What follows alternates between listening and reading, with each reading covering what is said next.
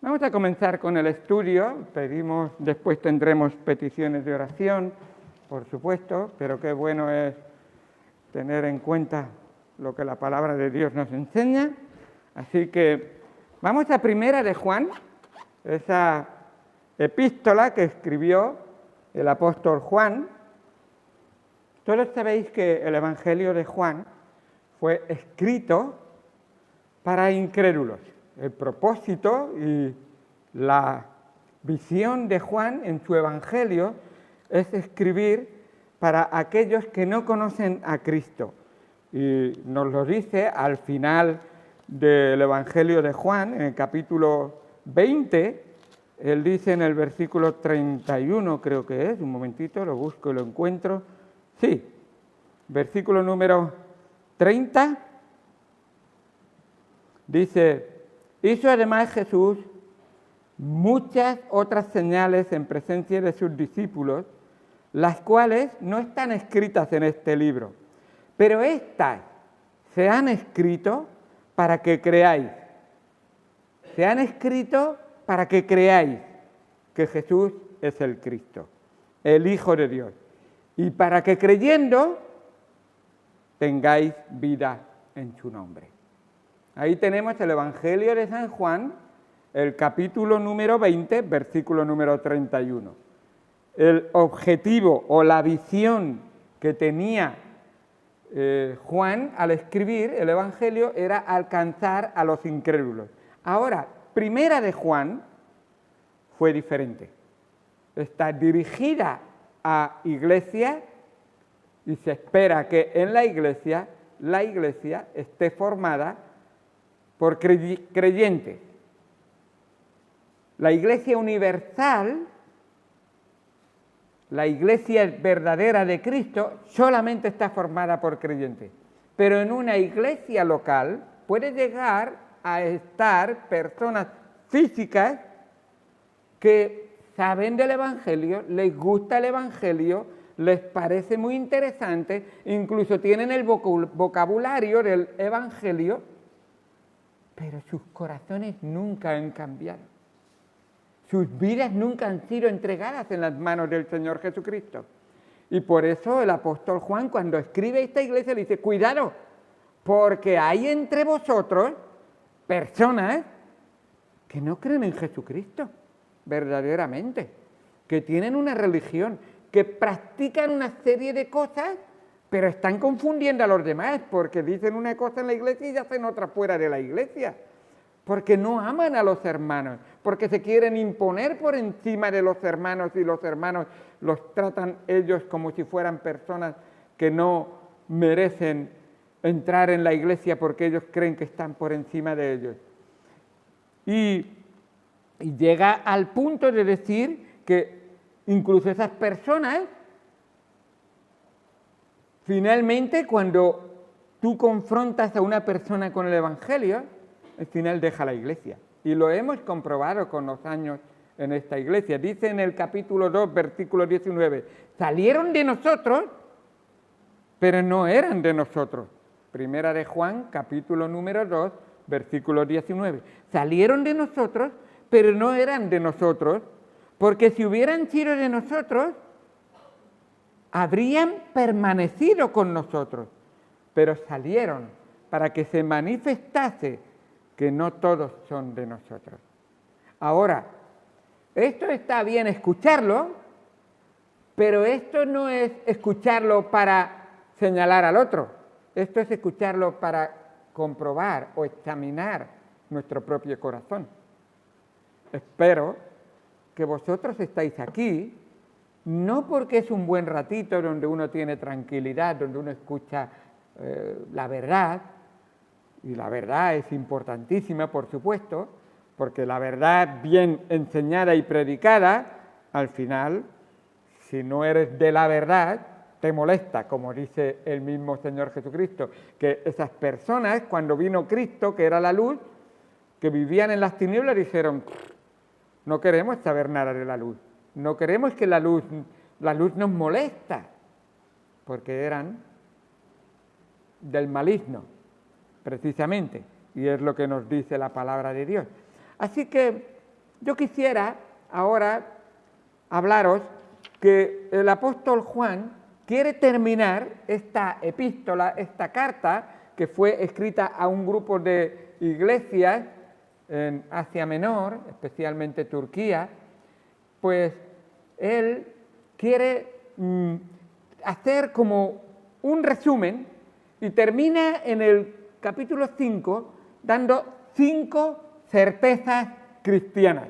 Vamos a ver 5 certezas cristianas, porque si hay algo que el cristiano obtiene de entregar su vida a Cristo, es las certezas de Cristo, es la seguridad en Cristo, es el bienestar espiritual en Cristo. Y vamos a leer del versículo 13 hasta el final, versículo 13 hasta el final, y dice así la palabra de Dios: estas cosas os he escrito a vosotros que creéis. ¿Te acordáis que aquello era para que creyeran? Y esta es para los que creen. Que creéis en el nombre del Hijo de Dios, para que sepáis que tenéis vida eterna, y para que creáis en el nombre del Hijo de Dios. Y esta es la confianza que tenemos en Él, que si pedimos alguna cosa conforme a su voluntad, Él nos oye. Y si sabemos que Él nos oye, cualquiera cosa que pidamos, sabemos que tenemos las peticiones que le hayamos hecho. Si alguno viere a su hermano cometer pecado que no sea de muerte, pedirá y Dios le dará vida. Esto es para los que cometen pecado que no sea de muerte. Hay pecado de muerte, por el cual yo no digo que se pida. Toda injusticia es pecado, pero hay pecado de muerte. Sabemos que todo aquel que ha nacido de Dios no practica el pecado, pues aquel que fue engendrado por Dios le guarda y el maligno no le toca. Sabemos que somos de Dios y el mundo entero está bajo el maligno, pero sabemos que el Hijo de Dios ha venido y nos ha dado entendimiento para conocer al que es verdadero. Y estamos en el verdadero, en su Hijo Jesucristo. Este es el verdadero Dios y la vida eterna. Hijitos, guardaos de los ídolos. Amén. Vamos al Señor en oración. Amado Padre, Dios Santo, Señor Todopoderoso, Espíritu Santo que examinas cada corazón y cada mente, Señor, delante de ti no podemos esconder nada. Y sabemos, Señor, cómo es nuestra vida, nuestra carne. El espíritu está dispuesto, pero la carne es débil. Señor, pedimos que aprendamos de ti a ser humildes, a ser sumisos, a apartarnos del pecado, a dedicarnos y consagrarnos completamente a ti. Porque no hay manera de darte honra y gloria a ti, sino que dejándote a ti vivir plenamente en nosotros. No es mi carne, no es mi inteligencia, no es mi fuerza, es tu Espíritu el que te agrada a ti, Señor. Y cuando tu Espíritu toma las decisiones y el control de nuestro ser, el Padre llega a decir: este es mi Hijo amado en quien tengo complacencia, porque el Hijo de Dios mora en nosotros plenamente. Y nosotros, Señor, queremos andar en tu palabra, guiados y controlados por tu Santo Espíritu, y que el mundo pueda ver a Cristo en nosotros. Gracias, Señor, por este privilegio que tenemos de abrir tu palabra libremente. Pedimos que tu Santo Espíritu nos hable. En el nombre de Cristo Jesús te lo agradecemos y te lo pedimos todo. Amén. Amén. Supongo que al hacer la lectura bíblica habéis notado las veces repetitivas en las que aparece la palabra sabemos o la palabra para que sepáis. El verbo saber y conjugarlo en diferentes maneras. Hasta 7 veces se puede ver de alguna manera que aparece. Pero yo quisiera hablaros hoy de 5 certezas. Una de las cosas que quiero poner como base es que si no crees en Cristo como crees en Dios, entonces le haces a Dios mentiroso. Y eso es crucialmente importante, porque vemos sectas que incluso se autodenominan cristianas. Sabéis que los testigos de Jehová, cuando se fundaron, no se quisieron llamar cristianos. De hecho, uno de sus fundadores dijo: dentro de pocos años desaparecerá el cristianismo. Seremos nosotros, los verdaderos, creían ellos, testigos de Jehová, los que alcanzaremos al mundo entero. Pero con el paso de los años se dieron cuenta de que no eran aceptados porque el nombre de cristiano no estaba en su denominación. Y si pasas ahora se llaman testigos, testigos de Jehová cristianos, eso es. Testigos de Jehová cristianos, o testigos cristianos de Jehová, algo así. Vale. Testigos cristianos de Jehová, o Salón del Reino de los Testigos Cristianos de Jehová. Todo es en parrafón para decirle a Dios que es mentiroso. Mira 5:10. El capítulo 5, versículo 10 dice: el que cree en el Hijo de Dios tiene el testimonio en él mismo. Y viene diciendo de atrás de que Dios da testimonio de que su Hijo es en el único que hay salvación. Dice que el que cree en el Hijo de Dios tiene el testimonio en sí mismo. El que no cree a Dios, o sea, creer en el Hijo de Dios y creer a Dios, debe ser igual. El que no cree a Dios le ha hecho mentiroso porque no ha creído en el testimonio que Dios ha dado acerca de su Hijo. Y claro, si en alguna ocasión te cruzas con alguno que no puedes evitarlo, porque a veces pienso que se gasta el tiempo cuando hablas con personas que ya están cuadriculadas y que no van a salir de su atalaya, porque no es de la Biblia, son regidos por lo que dicen las altas esferas de ellos, y por eso salen todos los meses un librito que se lo tienen que haber leído y que tienen que haber creído lo que dicen las altas esferas. Pero en su Biblia, se llama Versión del Nuevo Mundo, que han cambiado varias cosas, pero se les pasó cambiar 1 de Juan 5:20. ¿Leéis ahí 1 de Juan 5:20?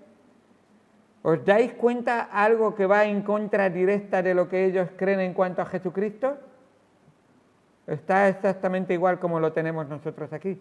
Dice en 1 de Juan 5:20: pero sabemos que el Hijo de Dios ha vencido y nos ha dado entendimiento para conocer al que es verdadero, y estamos en el verdadero, en su Hijo Jesucristo. Este es el verdadero Dios y la vida eterna. Ellos dicen que el punto no. Eso es, el punto dice que ahora habla del Padre. Digo, ya, cuando te interesa, habla de otra persona. Porque ya, claro, cambiar los millones de Biblias que hay de Versión del Nuevo Mundo ya significa mucho cambiar y muy obvio. Y mucho dinero, claro. Muy bien. Vamos a ver esas 5 certezas cristianas, la certidumbre de las certezas de Dios. La primera la encontramos en el versículo número 13. Ahí nos dice que tenemos la certeza de la seguridad de la vida eterna. Si hay algo que el hombre religioso tiene mucha incertidumbre, es después de la muerte, ¿qué? En el más allá, no sé si iré, y puedes preguntar, y yo lo digo por experiencia propia, era católico profesante, y mi idea era, bueno, cuando llegue la muerte, entonces ya veremos lo que Dios decide. Ya veremos, y era lo que yo creía y creo que es la mayoría. Dios pesará mis obras buenas, mis obras malas, y la que pese más me dejará entrar o no me dejará entrar. Mal asunto. Mal asunto. La Biblia te asegura que la palabra de Dios es inmutable y no cambia. Y Dios, cuando te dice algo, tienes que conocerlo para saber lo que dice, se cumple. Estas cosas os he escrito a vosotros que creéis en el nombre del Hijo de Dios. Requisito: ¿has creído en el nombre del Hijo de Dios? ¿Quién me busca Hechos capítulo 4, versículo 12? ¿Alguien para ayudarme? Hechos 4, 12.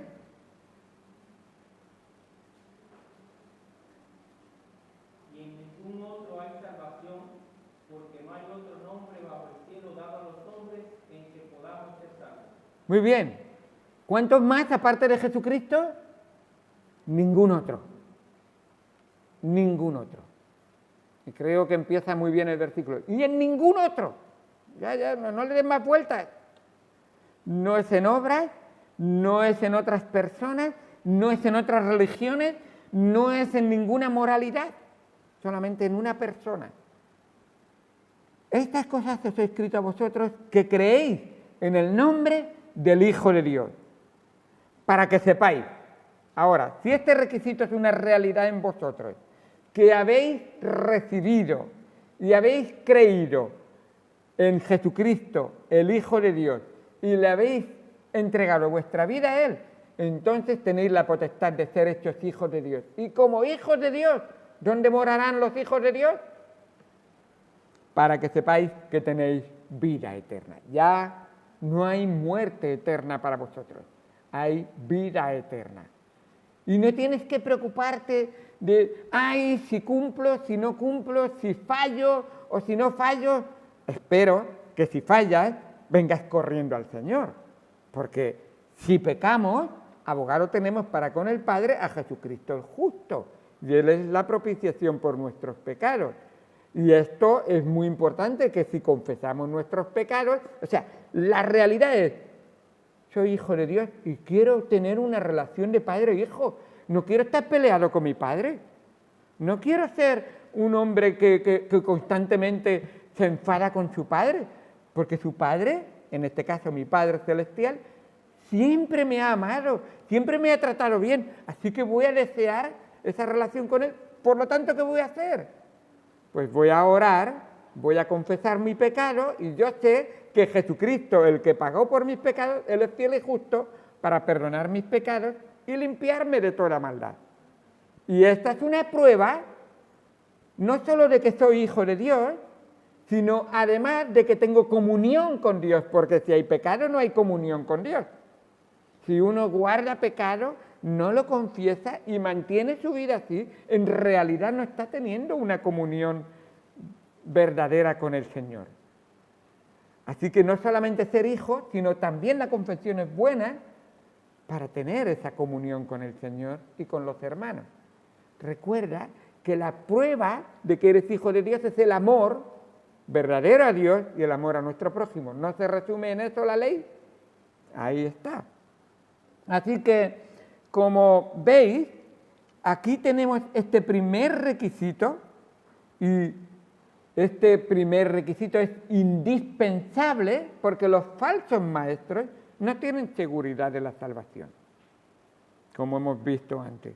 Y finalmente, cuando les hablas y los confrontas, hace poco tiempo estuve hablando con alguien que está casi 5 años visitando una iglesia, pero hasta donde yo sé, nunca ha entregado su corazón al Señor. Y le hablé y le dije, ¿y qué de tu arrepentimiento? Es que eso es muy fuerte. Uno le gusta lo que dicen, le gusta lo que hablan, pero arrepentirse, bueno, es como es la carne. Pedir perdón, reconocer que soy malo, entender que voy al infierno y no voy al cielo, pues eso es muy negativo lo que me estás diciendo. Pues no sé si es negativo o es positivo. pero eso ya hace bastantes años, estuve hablando con un profesor de escuela dominical de una supuesta iglesia, que él decía, yo últimamente, llevo ya un par de años, me decía eso hace ya tiempo, que no enseño sobre la sangre de Jesucristo, porque a los jóvenes no les gustan las cosas negativas y crueles. Entonces les hablo del amor de Jesucristo, no les hablo de la sangre de Cristo. Y bueno, resulta que el amor de Jesucristo fue hasta tal punto que para que tú recibieras el amor de Dios, Él tuvo que entregar su sangre en la cruz. Ese amor no fue gratis. Y si no se enseña de la sangre de Jesucristo, no se comprenderá el amor. Y el amor que no se comprende el costo y que se piensa que no cuesta nada, no se aprecia y no se estima y no se tiene en cuenta en la vida. Y no eres salvo, porque solo la sangre de Jesucristo, el Hijo de Dios, nos limpia de todo pecado. La primera certeza, la seguridad de la vida eterna para aquellos que han creído. La segunda certeza es la certeza de la respuesta de Dios a las oraciones de los verdaderos cristianos, de los hijos de Dios. Dios responde a la oración. Dice en el versículo 14, y esta es la confianza que tenemos. Si eres hijo de Dios, pues ten confianza en Él. Y esta es la confianza que tenemos en Él. Que si pedimos alguna cosa, y si yo he pedido muchas cosas, un Ferrari, un chalet en la playa, un yate para viajar, ya te digo yo. Bueno, muchas cosas. No. La condición que pone para pedir, si pedimos alguna cosa conforme a su voluntad. ¿Tú sabes cómo es pedir conforme a la voluntad de Dios? ¿Cómo se pide conforme a la voluntad de Dios? Escucha a Jesucristo orar. Ora como Jesucristo oraría. Y dile al Padre lo que Jesucristo le dijo al Padre. Padre, si es posible, pasa de mí esta copa, pero no se haga mi voluntad, sino la tuya.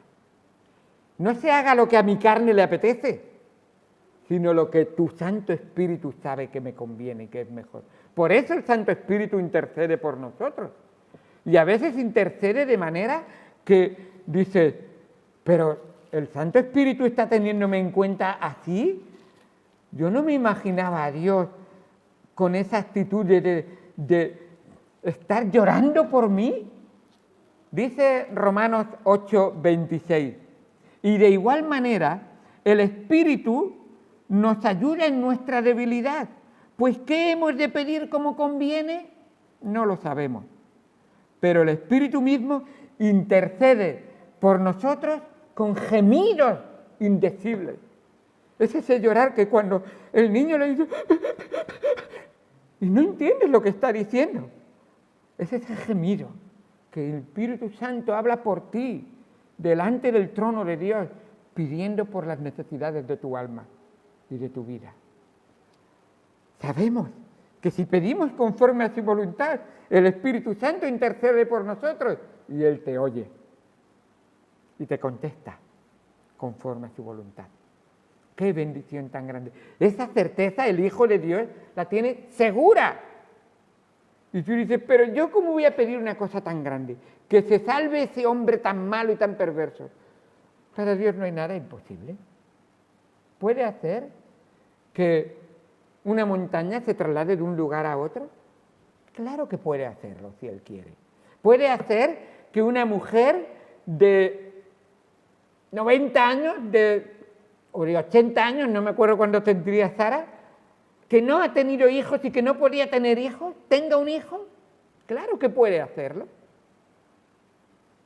Puede hacer que una mujer sin conocer varón, una sola en esta tierra, tenga un bebé y sea el Hijo de Dios.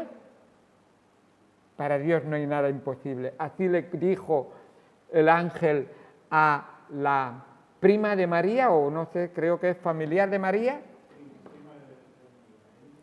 Sí, a Elizabeth. Le dijo, para Dios no hay nada imposible, que eres estéril y eres muy mayor, pues el profeta Juan el Bautista vendrá de ti. Y así Dios le bendijo. Y sabemos que podemos acercarnos a Él y pedir conforme a su voluntad. ¿Sabéis que antes de venir Cristo no tenían acceso al trono de la gracia de Dios? Tenían que interceder un sacerdote, tenía que ofrecerse un sacrificio. Todo esto era símbolo de el sumo sacerdote que vendría y del sacrificio que se ofrecería por nosotros, el Cordero de Dios que quita el pecado del mundo. Y dice Hebreos capítulo 4, versículo 14, Hebreos 4, 14, dice la palabra de Dios: por tanto, teniendo un gran sumo sacerdote que traspasó los cielos, Jesús, el Hijo de Dios, retengamos nuestra profesión, porque no tenemos un sumo sacerdote que no pueda compadecerse de nuestras debilidades, sino uno que fue tentado en todo, según nuestra semejanza, pero sin pecado. Acerquémonos, pues, confiadamente. Ahora puedes tener la confianza, la certeza de que en la oración te puedes acercar al trono de Dios. Te puedes acercar a Dios a través del Hijo. Acerquémonos, pues, al trono de la gracia para alcanzar misericordia y hallar gracia para el oportuno socorro. Qué bendición tan grande que tenemos en el Señor. Debemos de orar conforme a la voluntad de Dios. Ahora, vamos a continuar y quizá más adelante explicaré algunos puntos que tienen diferentes posturas, pero voy a continuar.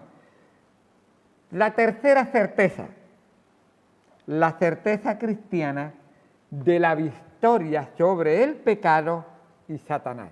Versículo número 18 dice: sabemos que todo aquel que ha nacido de Dios, recuerda, ha creído en el Señor Jesucristo, ha aceptado a Cristo como su sustituto, se ha arrepentido de sus pecados y ahora Él es su Señor y Dios de su vida.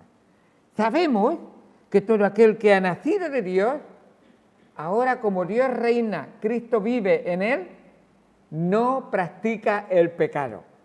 Lo cual quiere decir que no está habituado a pecar y a quedarse indiferente. No.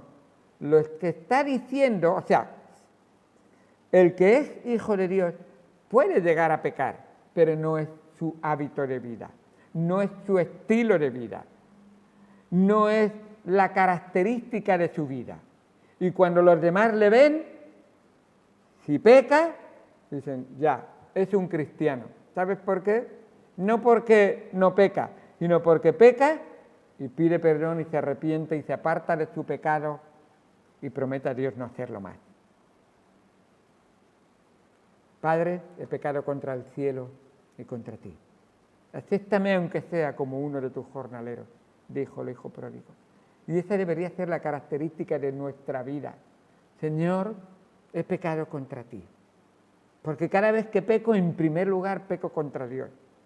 Levanto mi boca, mi puño, abro mi boca y pienso en mi mente y siento en mi corazón cada cosa mala que sale de ahí es contra Dios, en primer lugar. Así que arrepiéntete, apártate de tu pecado. Y sabemos que todo aquel que ha nacido de Dios no practica el pecado, pues aquel que fue engendrado por Dios, está hablando no en que fue hecho, sino que aquel que sale de Dios, en el sentido de que es igual que Dios, el Hijo de Dios, Jesucristo, en esencia es Dios, por supuesto, le guarda y el maligno no le toca. ¿Quién es más poderoso que Jesucristo, que es el Todopoderoso, según Apocalipsis, y que lo demostró en su vida. Y como vimos, y le sirven a él más de 12 legiones de ángeles, para los que estuvisteis el domingo por la tarde. Más de 12 legiones de ángeles, y ya vimos lo que un ángel es capaz de hacer, en una sola noche. Uno en una sola noche. Así que esas 12 legiones de ángeles, en una sola noche, son capaces de exterminar 2 veces la tierra entera.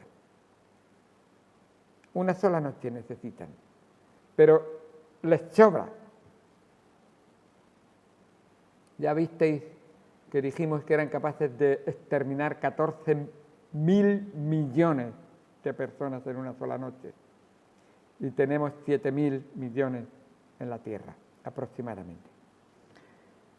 Este es el que te guarda a ti. Este es el que te protege a ti. Este es el que el ángel de Jehová acampa alrededor de los que le temen y los protege. No me acuerdo cómo va ahora. Sí, ahí está. Muy bien. Qué bendición tan grande que tenemos. En el 3:9, capítulo 3, versículo 9, nos dice: todo aquel que es nacido de Dios no practica el pecado, porque la simiente de Dios permanece en él y no puede pecar porque es nacido de Dios. Y esto es fuerte, las palabras que están diciendo, pero está diciendo realmente cómo está haciendo tu corazón. Tu corazón está siendo lavado constantemente. Porque la sangre de Jesucristo, su Hijo, nos limpia de todo pecado. Y estás viviendo en paz con Él constantemente. Y no dejas que el pecado reine en tu corazón. Romanos capítulo 6 serviría, no vamos a ir allí, pero del 15 hasta el final, hasta el 23, tienes ahí todo lo que es, dices, todos tus miembros pecaremos para que la gracia abunde. En ninguna manera, porque los que hemos sido librados de la muerte y del pecado, ¿cómo volveremos otra vez a ella? Y no podemos, y lo que debemos de hacer es dar nuestros miembros para la justicia, nuestra mente, nuestra lengua, nuestros brazos, nuestros pies, para honrar y glorificar al Señor. El maligno no le toca. Y esto es importante. Leí hace poquito, escuché, mejor dicho, pero era en internet, pero escuché de un joven que se había convertido, pero estaba muy desilusionado porque había ido a una iglesia y el joven le habían pedido su testimonio y el joven había tenido una vida muy alocada y muy metida en muchos pecados. Era pandillero, estaba en una pandilla y había hecho tráfico de drogas, había hecho peleas, según parece la pandilla había matado a más de una persona, no sé si él, y realmente estaba metido en una mafia. Pero un día escuchó el Evangelio y entregó su vida al Señor y se convirtió. Y cuando estaba dando su testimonio dice, la pandilla, todos juntos, hicimos un pacto con el diablo y les dimos nuestras almas al diablo. Un señor, y digo un señor porque no lo conozco, de esa iglesia donde él fue, se le acercó y le dijo, si le has vendido tu alma al diablo, para ti ya no hay salvación.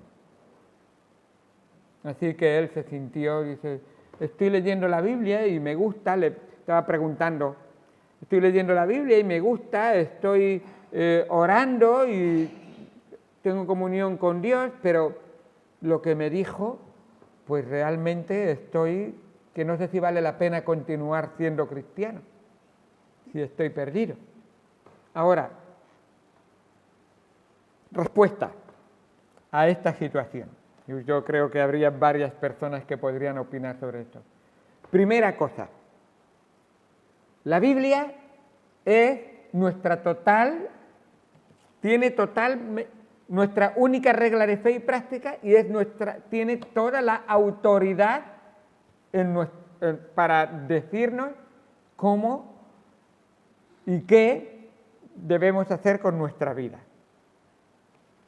¿Dónde ves un caso de un pacto con el diablo en la Biblia? No aparece en ningún sitio. Ahora, segunda cosa importante. Yo fui dándole vueltas a la cabeza y digo, segunda cosa importante. A ver, el que no es hijo de Dios, ¿de quién es hijo? ¿Qué pacto vas a hacer con el diablo si eres del diablo? El que no es hijo de Dios, y ahora lo vamos a ver en el siguiente versículo, por eso lo digo ahora. El que no es hijo de Dios es hijo del diablo. ¿Qué le vas a vender al diablo? ¿Qué vas a negociar con el diablo? Si el diablo ya te tiene. Ya te tiene. Ahora, tercera cosa. ¿Quién puede más en este mundo? ¿El diablo o Jesucristo? ¿Qué puede hacer Jesucristo con los diablos? Tiemblan cuando ven al Señor Jesucristo. Y Satanás sabe que el infierno está preparado para él. Totalmente. Es verdad que ahora está suelto y que Dios le está permitiendo tentar. A propósito, no le eches al diablo la culpa de tu pecado. Él a lo mejor te lo pone en bandeja, pero el que lo coge eres tú. El que lo coge eres tú. Que eso también. Así que el maligno, esa palabra no le toca, quiere decir coger y hacer daño. El maligno no te puede coger y hacerte daño. No te puede hacer daño.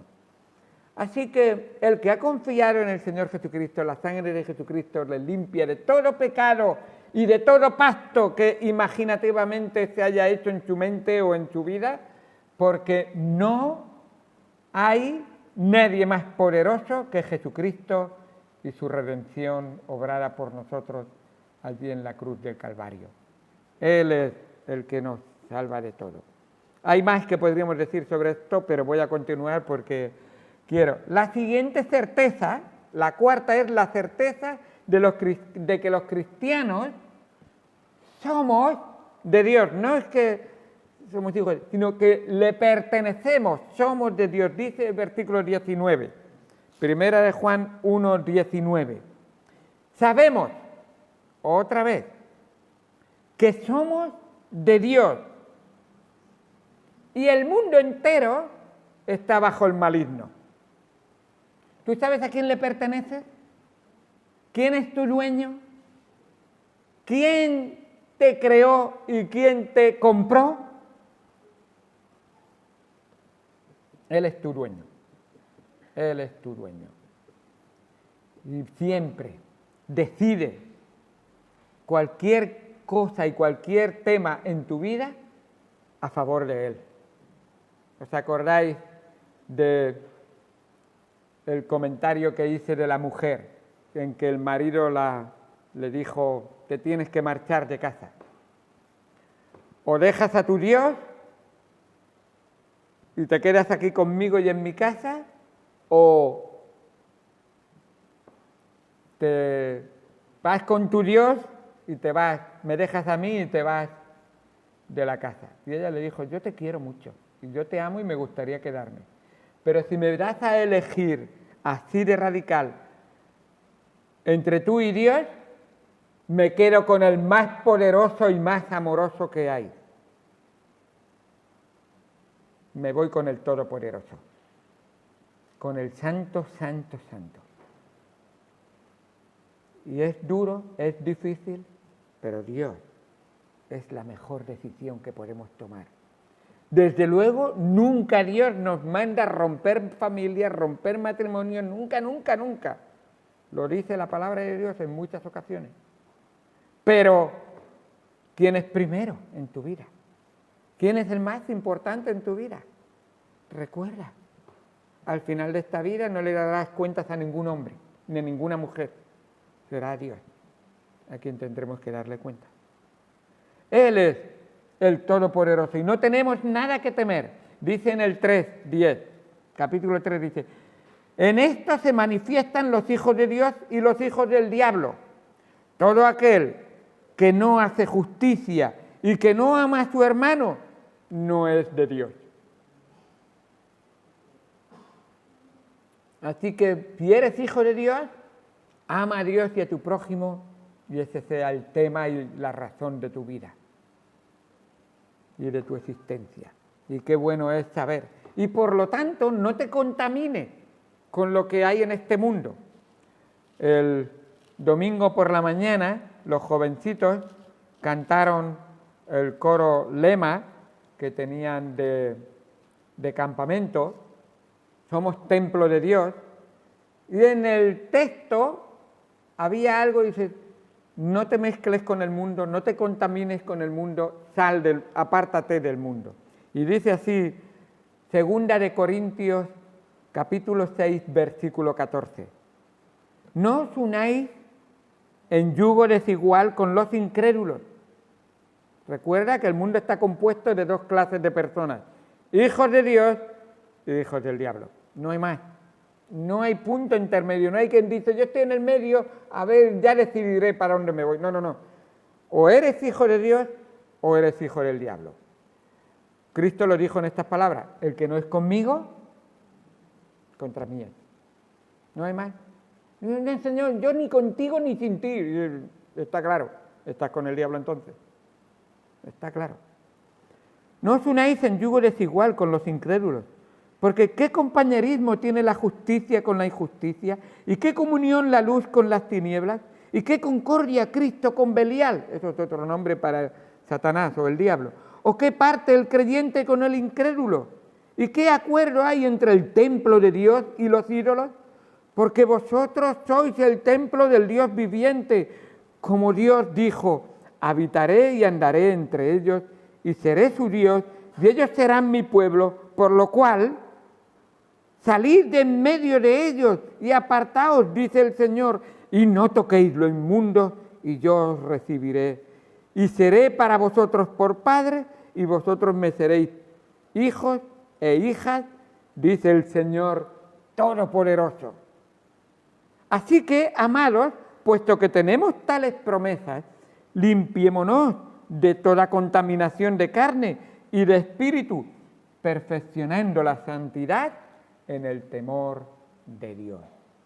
Qué bueno es que esa certeza de que soy de Él, además, habitar y tener comunión con Él, me hace que mi vida sea santa, consagrada y dedicada a Él solamente. Y por eso significa que el mundo y las cosas que me ofrece el mundo, me aparto de ellas.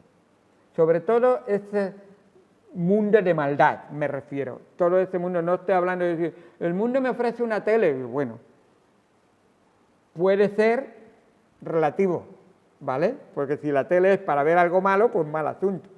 Pero me acuerdo, ¿qué era? El abuelo de Joy, no sé lo que es para mí. El abuelo de mi mujer dijo, cuando era joven, un hombre me ofreció una tele y me dijo que me la dejaba pagar a plazos, de tal que me la trajo, y en la caja ponía, estaba bien grande y ponía un cartel bien grande, trae el mundo a tu casa. Eso ponía.